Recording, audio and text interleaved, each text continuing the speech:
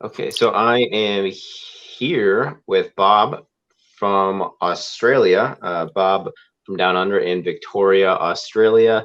And this is Addy Ads, Anakin Skywalker. YouTube's chosen one. I'm an interviewer, public intelligence agent, and a media publisher from the Midwest. And I haven't had a perspective from Australia yet this year. It's something that I've been wanting to get to. I love hearing informed citizens' takes on what's going on around the world, and especially in their country. And Australia, as we know, is part of the Commonwealth. But I just want to welcome you, Bob, and thank you for giving me some of your time to share your experiences and everything that's been going on this year. But if you wanted to just give an intro and a little bit about yourself before we get into it deeper.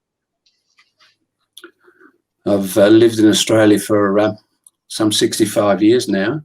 I originally came from Holland, The Hague in Holland, where I was born, 1945. And after the war, there was problems with jobs for the parents and so forth, and a lot of people. So after a few attempts of my dad, who was a businessman and an exporter in canned fruit, soups and stuff and such, he decided after 2 or 3 years of trying all sorts of entrepreneurial things to migrate to Holland, to Australia. Mum was dead against this because she had 13 odd brothers and sisters still living in Holland. Dad had 8 or 9 himself, so they came from a big family. So it was a major decision, but after 2 or 3 years of struggling, Dad and Mum finally said, yes, okay. So the next day, Dad went to the immigration office, arranged, all the necessary passport process thingies, and there we were, off to the land down under in 1956, and went to school there, local school and high school and tech school, and I ended up doing a diploma in chemistry, applied chemistry, and managed to get a lifelong position as an industrial chemist in one of our large coal-fired power stations, electrical power stations in Victoria, where we've got big reserves of brown coal underground, or just below underground, so they actually can dig the mine or dig the coal out in an open mine, open cut, open pit type of arrangement rather than tunnelling and so forth. So 35 odd years at this institution. I had the chance to retire early.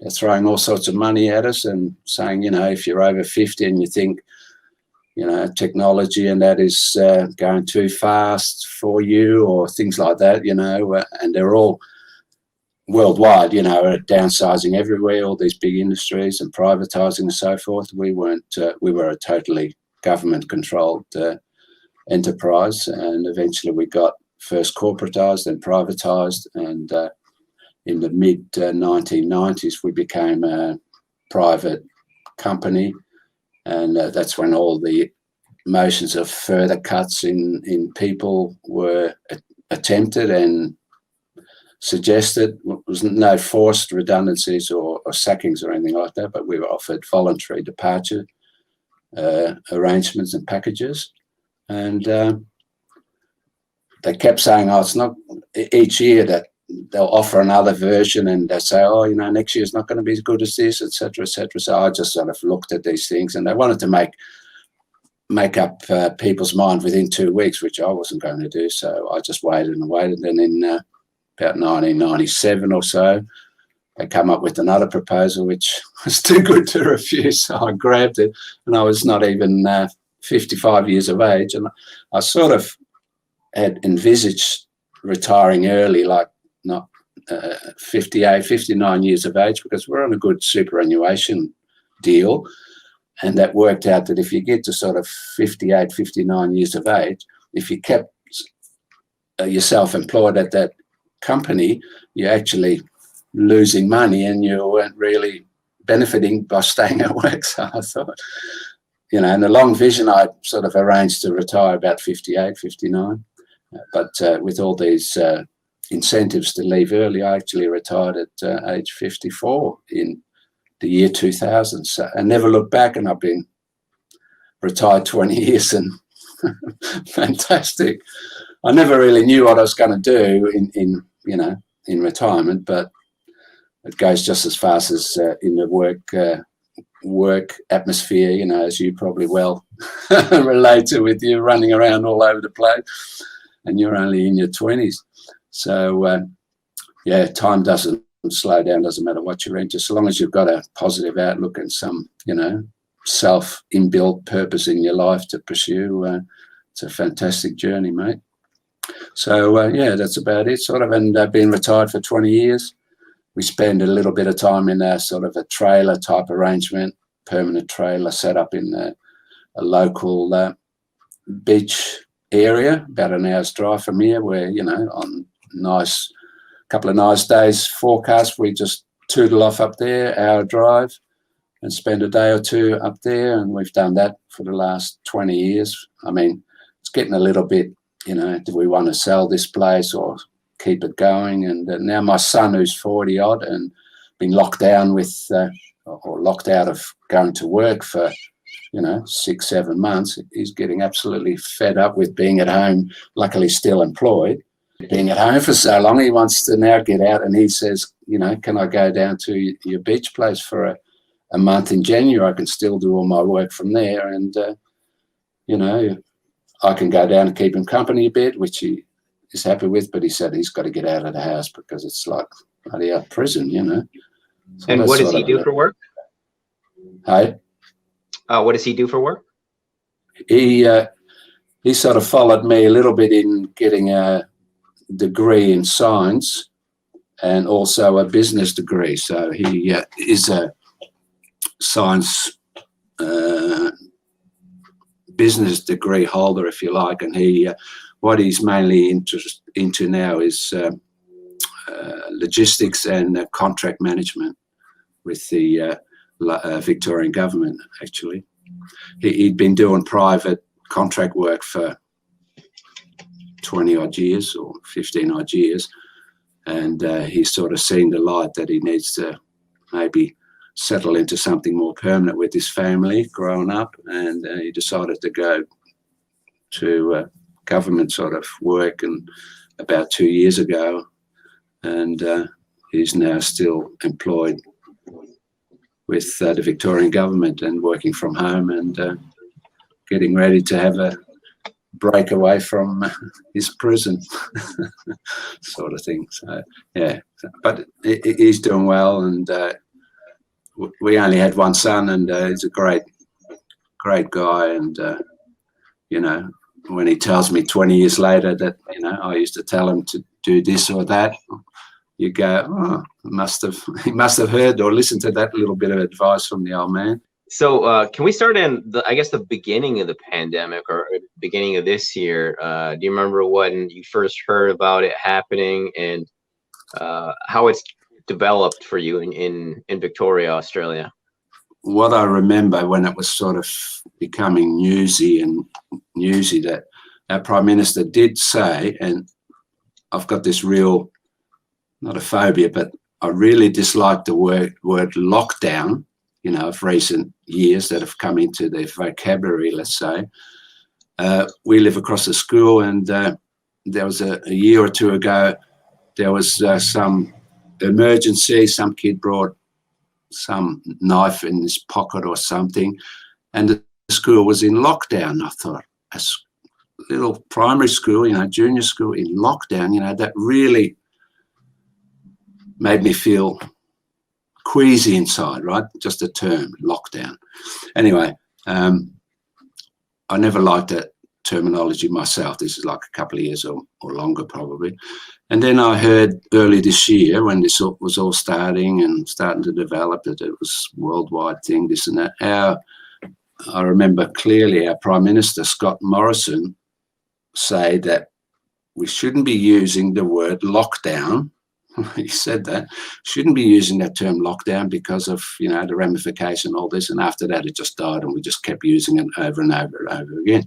But anyway, about March, like anywhere else, you know, we really started to become affected. There was advice in the local paper, and clearly there was a little advice on 10 steps on how to minimize your perhaps catching this latest virus from wherever. And item 7, and I actually cut it out of the newspaper, local newspaper, and item 7 said, when you're feeling well, do not wear a mask. Clearly, right?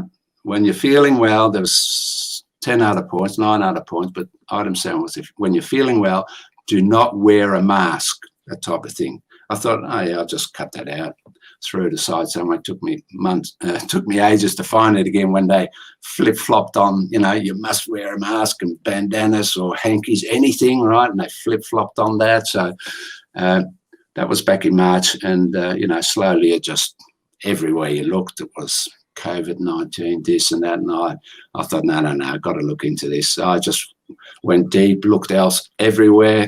I'd always been in tune with George's website and his connection with bioweapons and nuclear bloody weapons and all this. You know, I really followed George for 4 years plus, and probably had about 3 or 4 months break there, you know, when I thought, yeah, I think I'll get the message, and then went back to it. And so I've done all my studies on this COVID thing. I even wrote a letter to the local newspaper, Addy, and I just said, look, people, don't you think there's something funny going on with this so-called virus or whatever? I said, look at the death rate. Look at the death rate, not the cases. Compare it to the deaths due to flus every year. Look at the total mortality on all diseases in Australia in the last 3-5 years.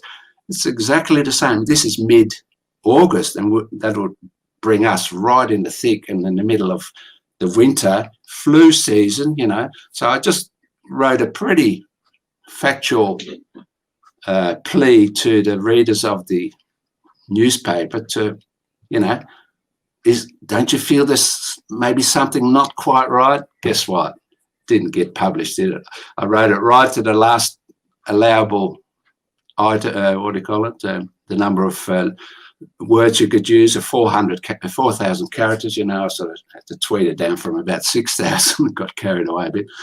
So I got it down to 4, thinking, hey, so I waited a week, 2 weeks, nothing in the paper. And so I thought, you blasted, you know, my personal experience with the local media, they're just not interested in looking at another perspective or point of view. So, yeah. You know. And you said you talked to some police officers recently, right? Just as when I was in Melbourne. Yeah, did I tell you that, did I? I wasn't sure if I wrote that.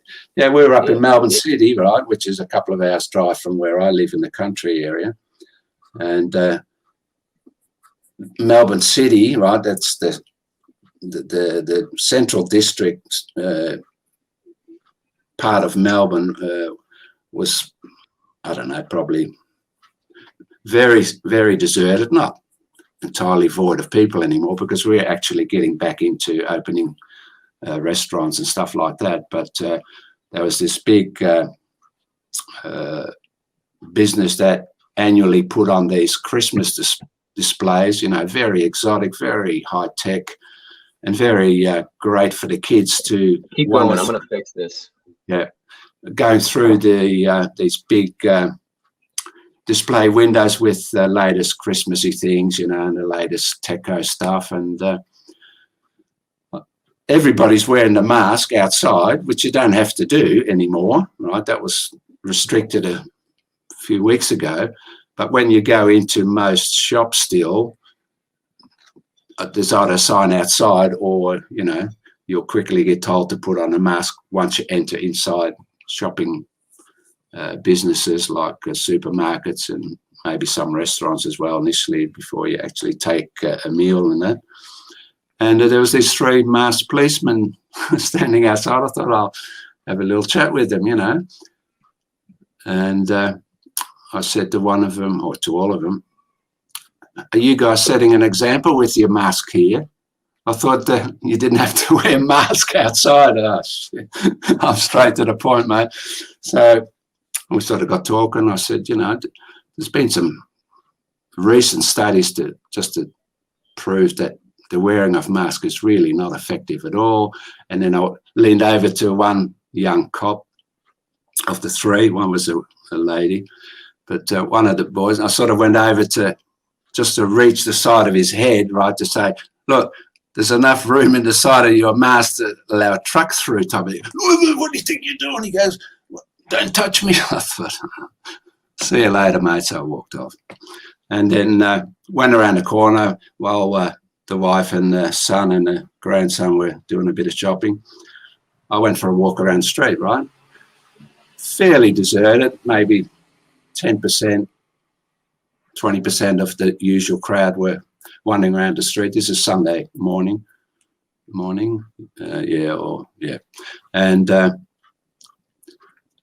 what was I going to say? 99% of the people wearing bloody mask outside. Now, I can understand that because every time they duck into a shop, they've got to bloody pull the mask out and put it on again. So people are just lazy, and some of them find it great to wear the mask, you know, I guess. But 99% wear a mask outside when it's not necessary to. Actually on, right? Not under the chin, on. I was walking around without one, not even under my thing. My wife said, take this with you. I said, well, I'm not going to go to any shops if I have to wear a mask. I'll just bypass. Anyway, saw this young, beautiful looking woman standing there having a smoke outside, I don't know, one of the shops there.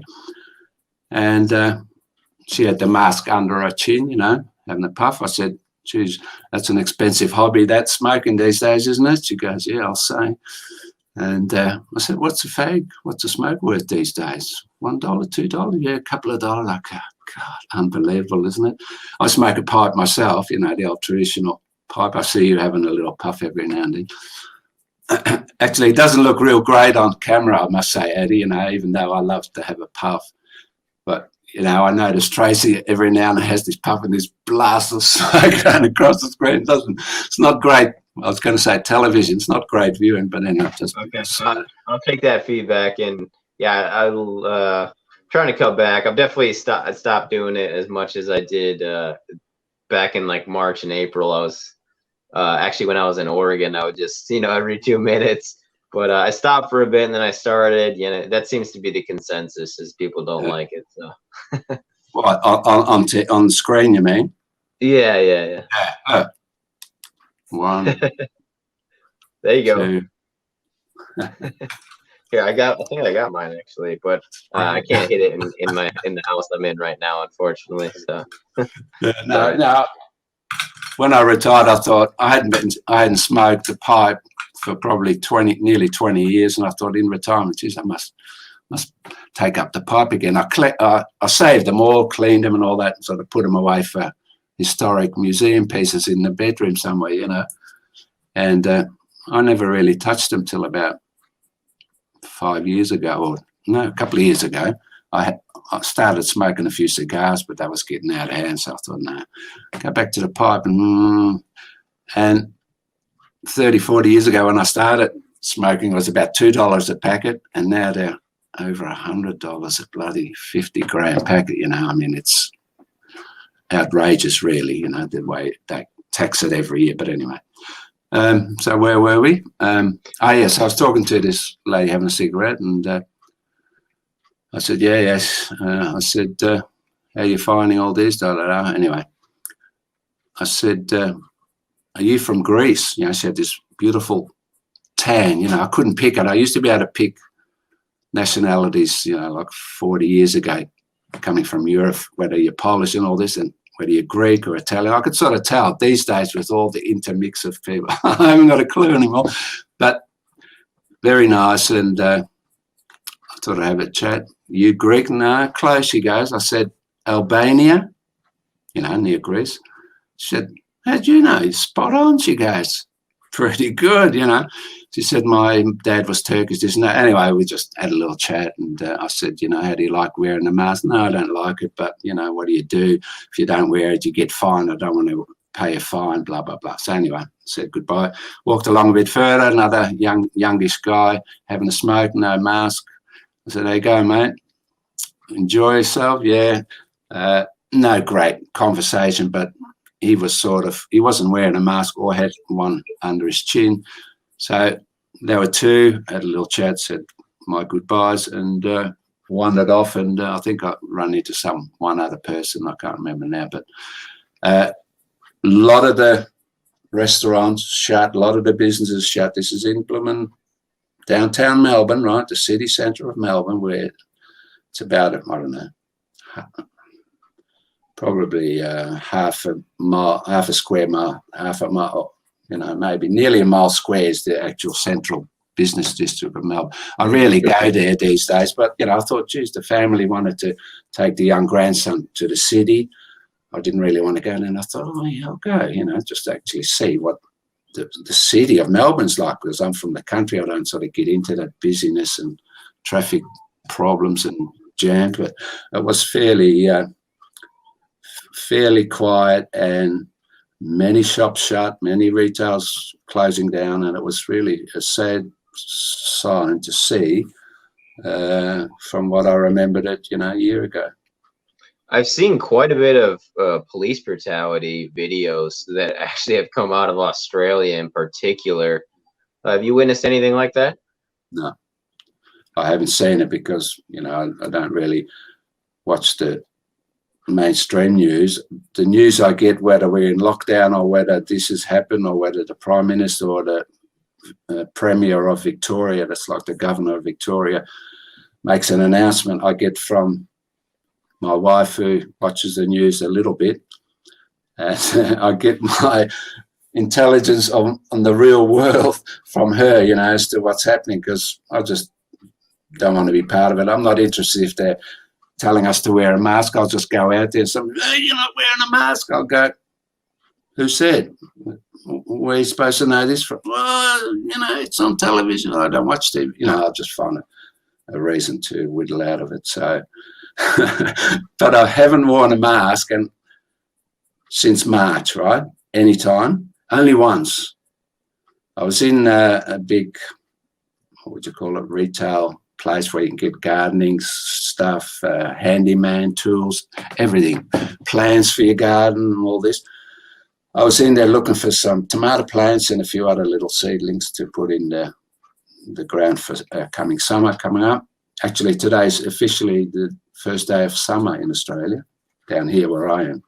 We start the summer season on the 1st of December, not the 21st, like most countries around the world. And of course, we're in the summer, whereas you're in the opposite end of the thingy scale. So I went in this shop, didn't wear a mask, didn't sort of indicated that you needed to wear one. If it did, I didn't see it. I'm pretty blind for reading signs anyway. I walked straight in, nobody stopped me. So I went to the garden section and picked up me few little seedlings of tomato and whatnot, and a couple of other things, silver beet or something, and put it on the cashier table and ready to pay. And it was winter time, and I had this long scarf draping down me thing, just in case I got a bit cold. So that was just hanging there, and you know, in that time, you could put that over, and you know, you'd be protected. In those days, remember bandanas, handmade hankies, bloody anything, shirt over. That was great until they flip-flopped on that again, you know, months later, as if they didn't really understand what was going on, and suddenly they did. So I went to pay for these items of plant, and the cashier lady said, "You're not wearing a mask. I can't sell you this stuff." That was the only time I got, you know, well, what do? Do I say, well, okay, I won't have it? But it was a case I wanted to have some little tomato plant. So I got me loose end of my scarf and I just went like that. I said, "Is that okay?" She said, "Yep." I laughed my head off. Unbelievable. I laughed my frigging head off. Now, I got to say, right, that I haven't worn a mask, which is true, outside, down the street, for all this time, 7, 8 months, right? But I don't do the shopping for food, right? So the wife does that, thankfully. So I would say that if I had to buy my own food and it came to the point where I can't buy food unless I wore a mask, well, guess what? I'm going to wear the bloody mask to survive, right? Against my better judgment, I'm not going to bloody starve or pay a fine for that lunacy. I'm not going to go to jail out of principle. I'm not that type either, but I'm dead against wearing them for my own. I've done my own research. I've done all the research from all the great people, you know, the Judy Mikovic's, the Andrew Kaufman's, the studied the Koch's postulates and the, you know, the Spanish flu and all the tests they did on volunteers where they absolutely could not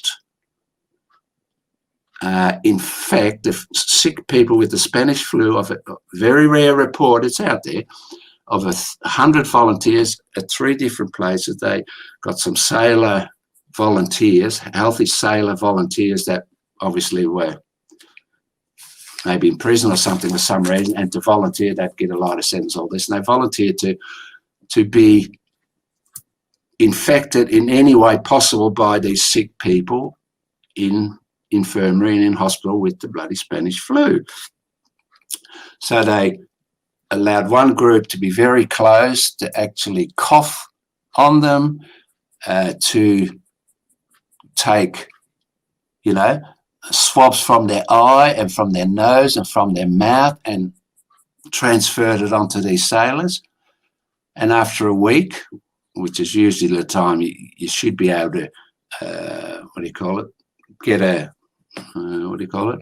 You start showing symptoms. Be infected from someone, right, or catch it from someone and show the symptoms of a flu. With after a week or 2 weeks, not one, I was going to go not one person copped the Spanish flu. And, you know, that the Spanish flu, I think, was a SARS-type virus at the time, from what some retrospective studies have done from memory, I'm pretty sure. So I'm transferring that, you know, Spanish flu was not contagious. So I'm sort of extending that no flu is contagious to the extent that we are led to believe that you can get it from touching, from coughing, from spitting, from in your face exposure from a sick person. It cannot be transmitted. So the conclusion was, by the doctors that were doing these tests, wow, we don't really know what's going on. We always believed this and that. So basically they said, now we don't know what to believe, right? But clearly those guys, 100 volunteers at 3 different locations back in the 1919 era time, did not get exposed to this Spanish flu. So, right, and then you look at the recent tests and studies that, if you're interested in, if people are interested in delving deep into that sort of thing, like I am, and I've got the time to do it, you've got all these questions. I'm not saying I've got the answer, and I don't saying, you know, it's wearing a mask is totally senseless or useless. It may have its application. I'm not saying one way or the other. The virus itself, what I can understand, is as natural as bacteria to our environment and for our bodies to, you know, to thrive. And there's just so much misinformation, disinformation, not enough information. And I don't think anybody on the earth has a grip on the whole truth of the matter. So I'll just say, I don't believe anything anymore to some extent, but I'm open to every possible option or idea without judging it that, oh, I'm going down that path. Well, I'm not going down that path because it might prove out to be incorrect, Eddie. That's why I'm going, nah, I'll leave the door open, right? You got a view, let's hear it. Oh, all this business of, yeah, I agree with you. And no, I don't agree. Just because somebody or someone agrees with your idea makes you, the person that's coming out with it, feel better, but it doesn't necessarily mean that it's the truth, right? That's the problem. We all agree with each other. Yeah, we all agree that germs cause disease, but it's not, in my view, it's not necessarily, and from what I've read, it's definitely not the whole truth or even a smidgen of the truth. You know what I mean? So it's a big subject, and I would not be the first. I'd be the first to admit that I know a lot about it. I know tons about it. And when I try to explain to my wife, you know, she can only see a little bit of it. And then I'm saying, no, I'm not doing this. I'm not that. Yes, but you got to do this. I said, you can do what you like. She said, but you'll do something silly. She said, the other day, like what we were just talking about, you were talking to the police and, you know, you were nearly picking a fight with them. I'm not that stupid. But, you know, she could see me interacting or whatever. And she walked off quickly, you know, in case she saw her husband getting arrested or something. But I'm not that bloody stupid. Why do you think this is going on? Do you think this is a zoonotic virus that has just happened and we're all reacting to it, or is it something deeper? I think it's a natural thing that comes around year after year. You're talking about the virus thing. You know, I think we as a people, or the medical people, they just put on a different name to each unusual strain of whatever comes around naturally year in, year out. To me, to my studies and whatnot, I think it's a natural phenomenon, but it can be unnatural, like, you know, listening to George and his work with, you know, for Dietrich and all the biological continuations after the wars, where they're actually starting to make artificial viruses, where they've got things like George does it a lot. I love it when I watch you see his hand go down that way.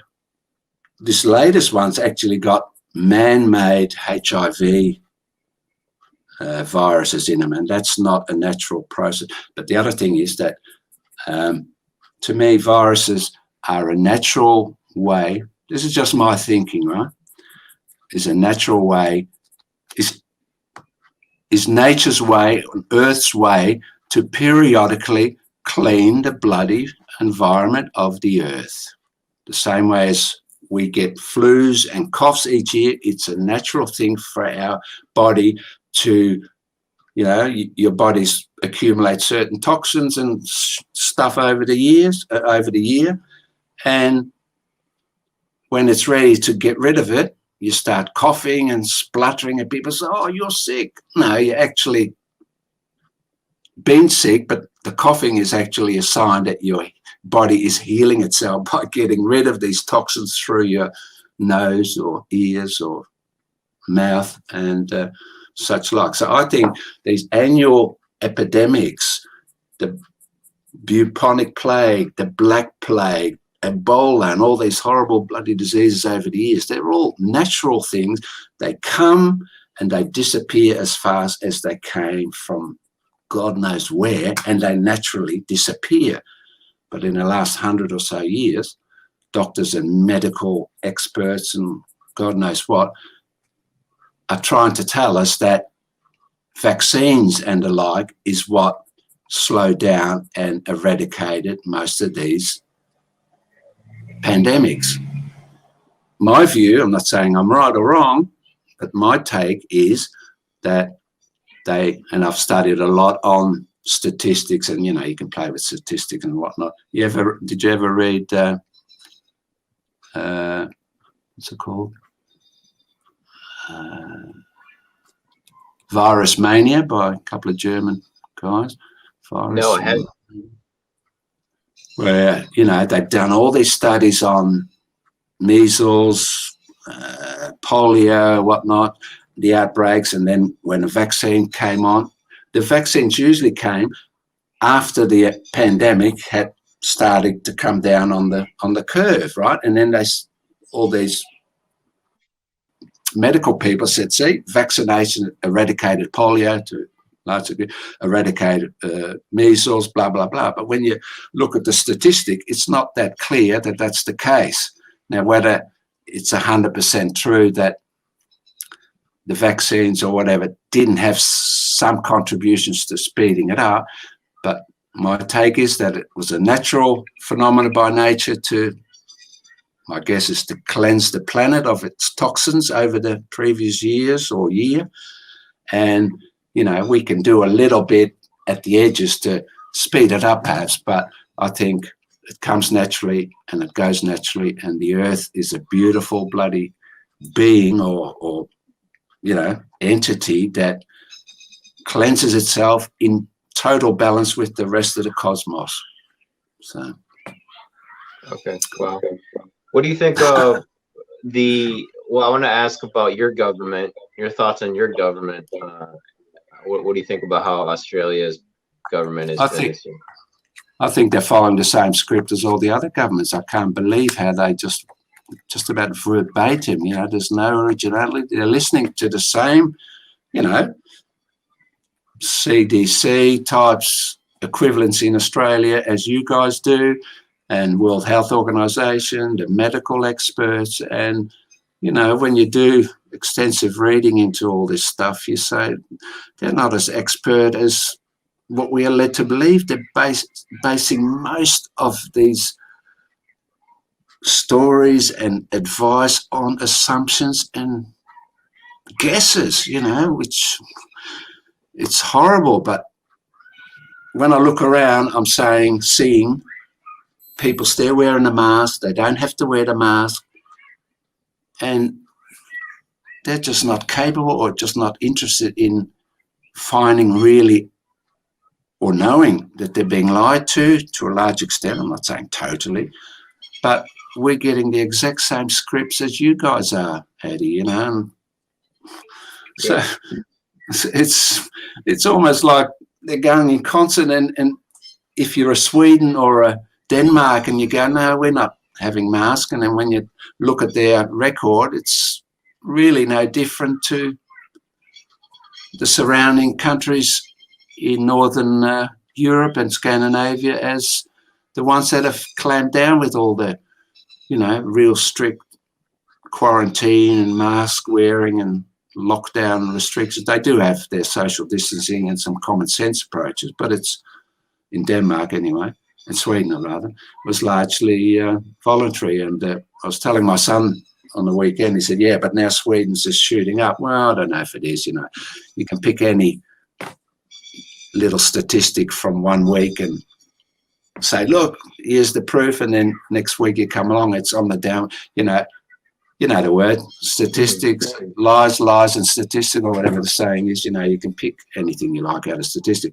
So we're following the same flaming robotic script as the rest of the world. I can't believe how practically, right, the whole world could have been taken in to ruddy well lock down their economy worldwide. I cannot believe how they got, or how persuasive whoever it was that made every world, you know, close to every world leader take the message to lock down the country's economy for something as dubious as killing people left, right and centre as this COVID-19. I'm not saying there's not some new upper respiratory friggin' disease that's, you know, popped into our thing. In no way, you know, when people say, oh, COVID's a hoax, it's a scam, it's, you know, be careful. You've got to explain. I notice you do that quite a bit effectively, right? You separate the word hoax from, you know, the symptoms of the disease is not a bloody hoax, but all the measures to try and prevent it is highly dubious or not very helpful, to say the least, which you could call a hoax, you know, as an exaggerated statement or whatever. But a lot of people go, oh, this is a 9/11, it's a hoax. Yeah, what part of it is a hoax, you know? Bloody the buildings came down, is that a hoax? probably 3,000 or 4,000 people were killed. Is that a hoax? You know, people just come out with this word and you go, oh, it's a bloody conspiracy theory. Oh, it's a hoax. It's, you know, so you've got to use words very wisely, very carefully when you're communicating. You know, that seems to be largely missing when people try to give a message of hope and positivity. But yeah. Have you been following the election here in my country at all? Oh, yeah, big time. I was up all night watching you guys for a start. And, you know, oh, yeah, it looks like Trump was going to make it, you know, whenever time, 1 o'clock in the morning when you guys started to wrap up. I forget if that was the right time. And then, you know, you wake up in the morning, what? And I used to take screenshots of this and that of you guys and others, you know, in different channels. And 2016 election, I was watching Hillary's way ahead, right through the night. I was watching it way ahead. And, you know, 1 minute past midnight or whatever it was, 1 o'clock, she bloody concedes. I thought, and I was watching all the mainstream news. I didn't believe it because I also saw other sides. I don't know if George was around suggesting it, but I was watching non-mainstream media sites mainly, and I was seeing Trump looking really great, and then switched over to the others, you know, NBC, CNNs, and there were no Hillary, you know, and then boom, 1 o'clock. It's like what we're getting with Trump and Biden, right? Biden's coming along when everything's closed, 4 o'clock in the morning, the bloody vertical curve, and Biden just leading, you know, when we all wake up. No, if that's not a scam, if that's not going to get found out, I'll give up. No, I won't give up, but I'll be very disappointed. So, yeah, I'll be following you guys. You know, I do the election mainly, you know, the rest of politics I'm not that interested in because I'm not really politically minded.